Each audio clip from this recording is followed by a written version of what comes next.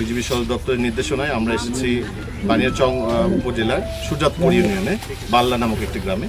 তো এই গ্রামে আপনারা দেখেছেন যে গ্রামের চারিদিকে পানি এবং এখানে মনে হয় 50-60টি বাসা আছে।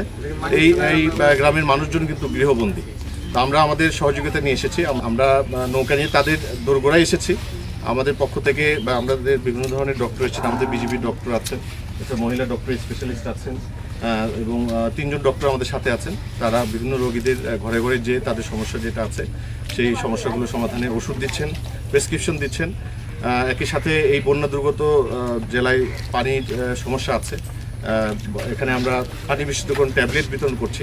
তো আমাদের সাথে একটা ভেটেরিনারি টিম আছেন ডক্টরদের, তারাও এই বাড়ি বাড়ি যে বিভিন্ন ধরনের গরু গবাদি পশু যেগুলো আছে তাদেরকেও প্রয়োজনীয় চিকিৎসা সেবা এবং বিনামূল্যে ওষুধ আমাদের পক্ষ থেকে দেওয়া হচ্ছে। কিছু দুর্গম জায়গায় আমরা ড্রোনের মাধ্যমে ত্রাণ বিতরণ করছি, অলরেডি আমরা কিছু করেছি এবং আরও কিছু আমরা আজকে করব।